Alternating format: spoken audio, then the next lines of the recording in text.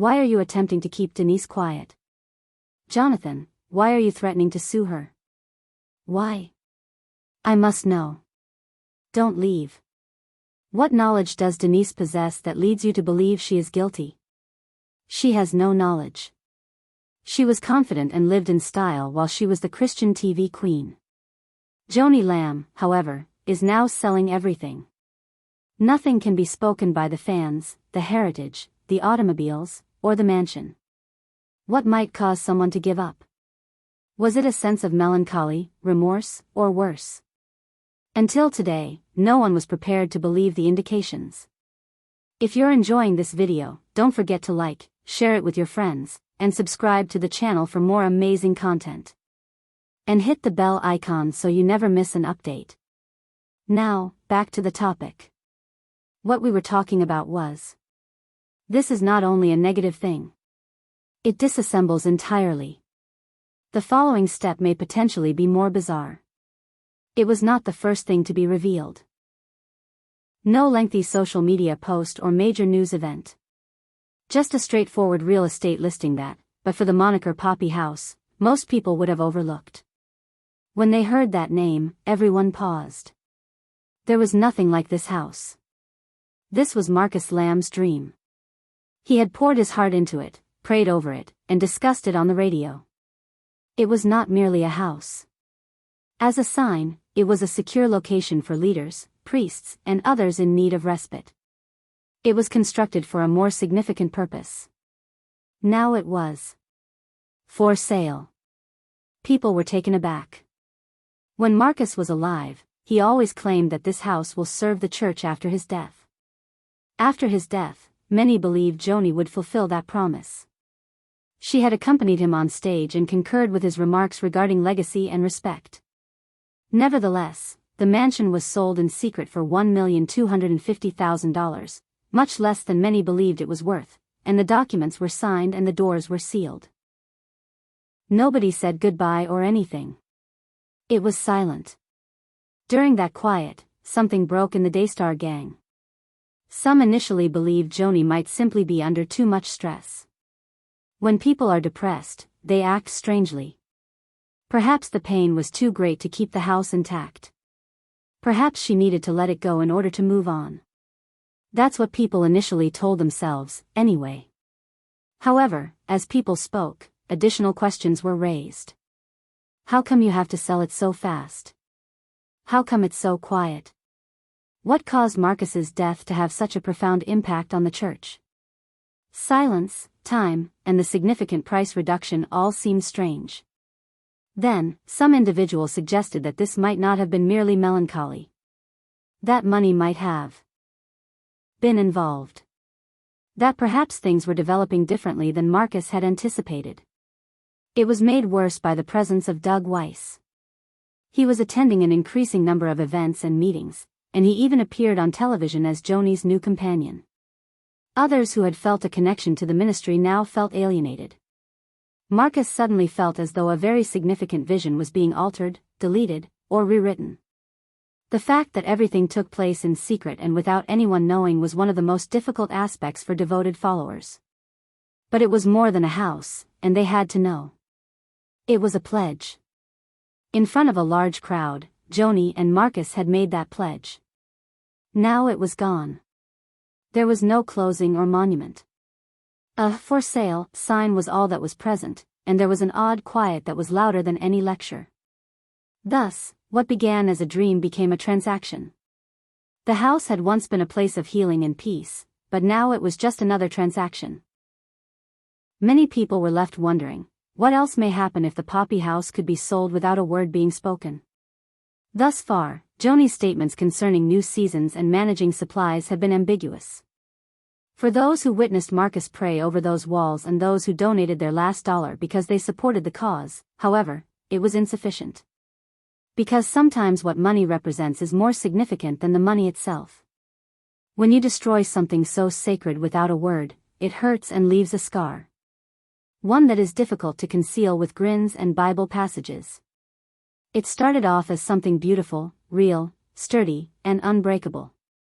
It was more than just the fact that Joni Lamb and Denise Boggs shared an office and served together for years. They were sisters in soul. They prayed, wept, celebrated victories, and supported one another during difficult times. Even in difficult times, Denise was there for Daystar, Marcus, and the church. She was always devoted, calm, and strong. You never saw one without the other. Denise was the quiet one who worked in the background and didn't try to attract attention. She contributed to the base's construction. And the voice, the face, the star was Joni. Together, however, they were even. Regarding trust, there was never any question. That's why what happened next hurt so much. After Marcus passed away, things started to shift. Sadness hurt a lot, of course. Denise and everyone else who knew the Lamb family gave Joni space. She didn't press you to make a decision or offer advice in a hurry. In the hopes that Joni would feel more resilient without being by herself, she silently prayed from a distance. But something more profound than melancholy also changed. The choices Joni was making began to perplex everyone around her. Land sales, financial adjustments, and significant leadership changes. Then came Doug Weiss. At first, Denise remained silent. She was aware that Joni needed to figure out how to proceed. However, as Doug became more involved, more and more warning signs appeared. It was more than simply a friend issue. It was powerful, swift, and shocking. Denise witnessed it in the moment. Employees were replaced. Former friends disconnected. Decisions were taken behind closed doors when people collaborated in meetings. Joni's voice seemed to be growing rougher, while Doug's was growing louder. She wasn't the same woman Denise had prayed with before. The ministry was starting to feel weird, like if it belonged to someone else, and it was painful to admit this. What a true friend would do, Denise did. She raised her voice, but it was quiet at first. She approached Joni with compassion rather than anger. She asked her questions, discussed her concerns, and made an effort to remind her of Marcus's objective. It was not a charge. She didn't inquire. She did little more than advise Joni to calm down and consider what was happening and who she was letting in. However, that conversation did not go well. The warmth that normally surrounded Joni was gone. Her face went white. Her remarks were incisive. That was not the end of it. Then Denise felt the walls rise. The telephone ceased to ring. The invitations stopped coming in. Official emails no longer included her name. People began to avoid her in the hallway. In a place she helped create, she became a ghost. It was more than a work break. They were the focus. Much about me. In addition to losing her career, Denise also lost her sister, which was even more painful than she had anticipated. She believed that going into the fire would be beneficial. Instead, she was scorched. It was so calm that it was even worse. No public statement, no meeting, no opportunity for her to defend herself. Only silence, and murmurs. Throughout it all, Joni never turned around. Denise had the option to inform everyone. She had the option to drop records, call people out, or post things online, but she chose not to. She isn't that way. Instead, she continued to pray, hoping that one day Joni would realize the truth. However, the truth continued to elude them. Behind closed doors, Doug's role continued to grow. Individuals made more robust decisions. The money trail became less obvious. Although the mission used to be to give hope to millions of people, it started to feel more like a brand than a ministry. Watching from the stands, Denise felt depressed. She wasn't alone. They were simply witnessing the transformation of the land where they had lived their entire lives in ways they never imagined. Many individuals began to take notice. Denise's loved ones inquired about her whereabouts. She was missed in the ministry by those who had been following for a long time. She was penalized, according to others, for asking too many questions. She left on her own, according to some, since she didn't like the new course. No one raised their voice, so it was hard to know for sure. But Denise was aware. Although she remained silent in public, she began issuing warnings in private. She had faith in pastors. She still believed in the donors. She wasn't angry when she said what she did. She had no desire to avenge him. She spoke because she admired Marcus's perspective, the truth, and the people who still held on to the values that Daystar once stood for. Not everybody listened. Some claimed she was simply upset. She was allegedly attempting to harm Joni. However, some knew her too well to question her sincerity. They saw the shift as well.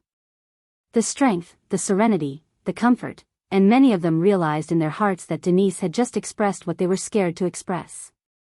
In the end, the link did not simply break, it broke apart. What appeared indestructible has turned to dust. For Denise, that was the most difficult aspect.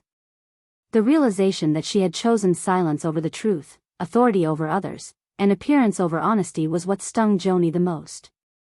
Denise was sad, not angry, when she left. She hopes to speak with Joni again in the future and continues to pray for him. She bears the suffering in quiet till then because she knows that speaking up will cost her everything but her soul. That might be the truth. It's not only about losing a friend, it's also about the consequences of telling the truth at any costs. In the past, Daystar was more than just a television network. It was a heartfelt organization. People found it useful when their lives were deteriorating. It seemed genuine and sincere that the person on the other side of the screen truly cared.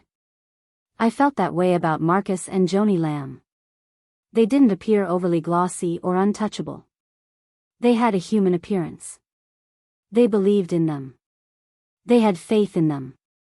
They contributed, and it was a component of something significant. But somewhere along the line, that heart began to wane. It was a long time coming. Daystar began to feel more like a brand, a flawless, untouchable brand, instead than a religion. Nobody knew what was going on, and everything happened gradually and covertly.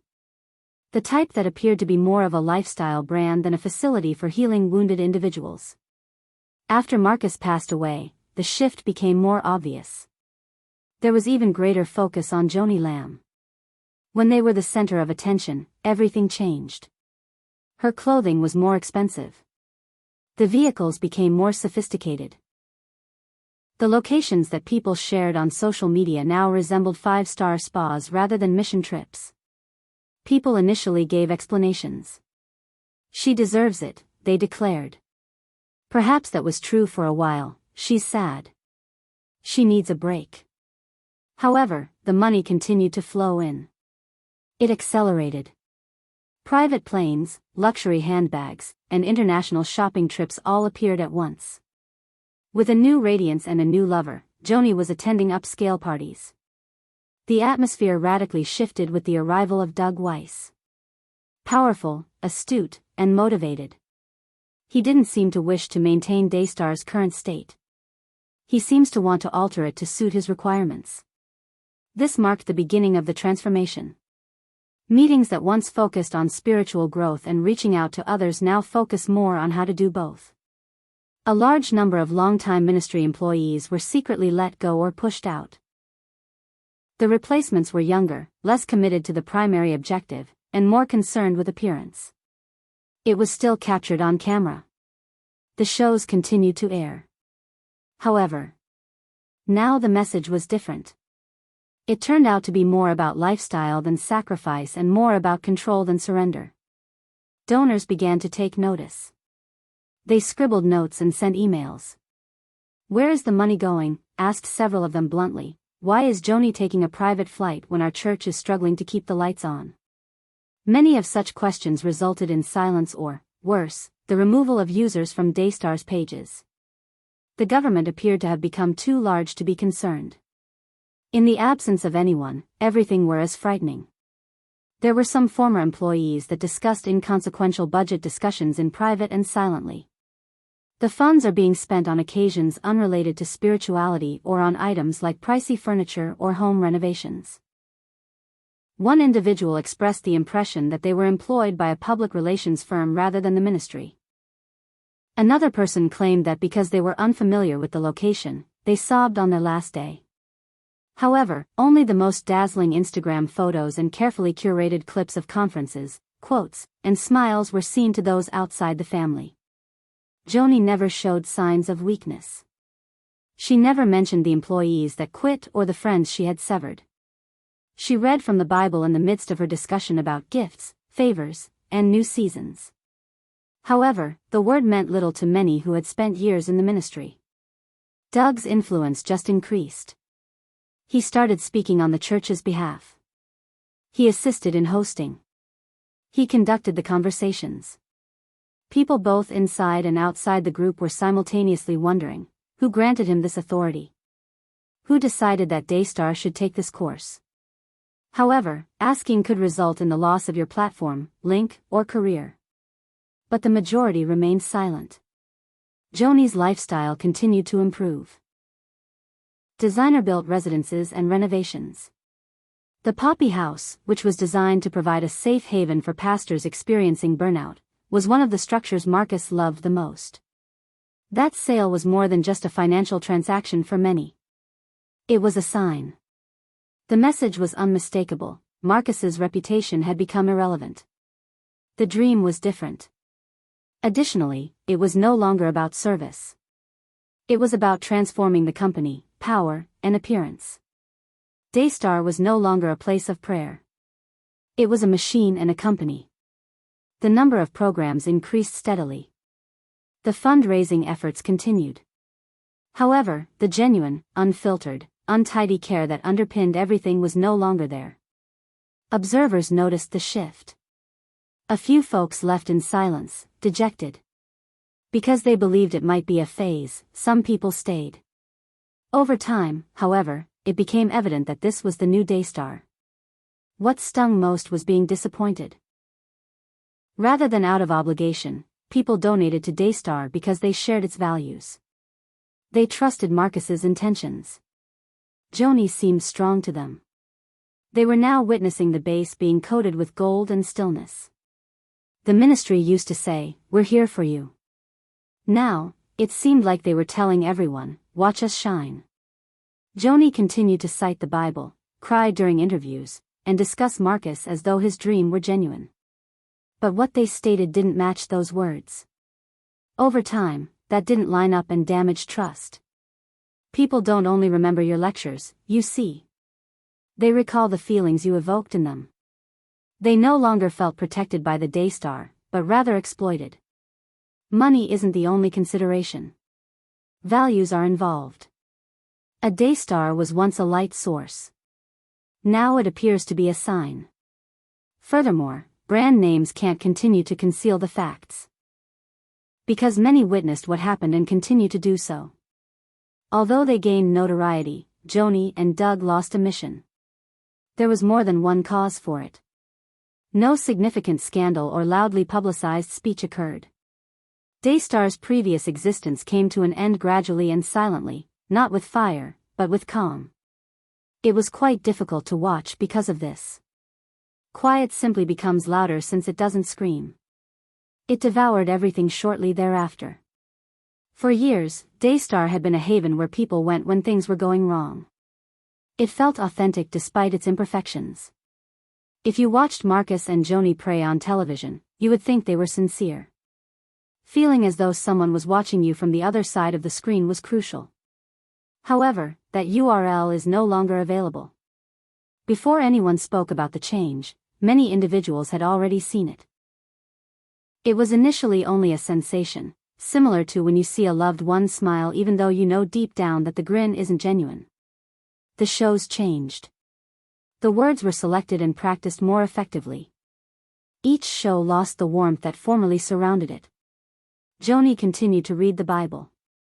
She still had her moments of emotion. However, a wall separated them. That barricade grew stronger as Marcus passed. Because they understood that melancholy causes individuals to act strangely, folks showed grace. But rather than becoming softer, the ministry became more rigid. It became brighter, smoother, and more branded. Joni's posts became less intimate. Her group became smaller. As more people asked inquiries, those who did so became quieter. Quietness was the new strategy. There were smiles, Bible passages, and carefully filtered photos, but no public declarations or explanations. Many people became aware of the sudden departure of veteran employees. People's favorite voices were removed from shows without a farewell. In a manner that no one discussed, people who had been coming for years were replaced. Behind the scenes, there were murmurs. Talk in the background concerning power shifts, decisions being made behind closed doors, and Doug Weiss making the decisions. Donors wanted to know where their money was going. Volunteers were confused as to why they were no longer included in the aim they formerly felt a sense of belonging to. But this was unclear. Nobody in authority stood forward to speak the truth. The silence is greater. Quietness grew painful. Because when you've established something based on faith, community, and trust, being silent feels like being abandoned. People did not simply give Daystar their money. They poured their emotions into their giving. They prayed. They believed. They feel as though no one is interested in them anymore. It seemed as though there was only one person in the relationship. As you waited for answers that never materialized, the other person simply uploaded holiday pictures and smiled. It was palpable to those close to Joni. In the past, she had mission partners, friends, and people who supported her throughout difficult times. One by one, they were shoved aside, labeled traitors, and excluded despite their attempts to politely inquire about what was happening. With sorrowful hearts, some departed in quiet. Others who attempted to warn were referred to as angry or betrayed. However, the majority simply departed in silence, too exhausted to oppose a ministry that didn't like the one they had helped establish. Still, Joni remained silent. The most painful things weren't the properties that were sold, the lavish lifestyle, or even the friendships that were betrayed. It was the emotional distance between her former self and her current self. She was more than the face of the ministry. The church was her. Everyone was talking about her new appearance. Furthermore, there was no space for skepticism, inquiries, or dissent in that image. Daystar was obviously no longer a church. It was a device. The manufactured things are heartless. Naturally, the shows continued. The hosts have changed. The settings become increasingly ornate in their patterns. There were still fundraisers and prayers, but they all seemed pointless, like they were being read from a script that no longer made sense. People sensed it. The fire was extinguished. The spirit was silent. And a silence that shouted more brilliantly than any controversy. People began to tune out, not because they were angry, but because they were depressed. They missed Joni and the former Daystar. She might have overlooked it as well. The lady who used to weep with clients and advocate for healing spaces like the Poppy House is still there, somewhere, behind the lights, the makeup, and the walls she constructed. But if she's still there, that woman is buried under stillness. Even now, Daystar continues to air. The name of the brand remains. You seem to be familiar with the name. However, a lot of people just recall it now. The authentic Daystar, the company founded on honesty, faith, and building relationships, is no longer in existence. Due to a public fall rather than a gradual decline. A ministry isn't always what remains when leaders ignore connections, don't listen, and don't respond to inquiries. It has a name. A facade. A hint of something significant that was once there.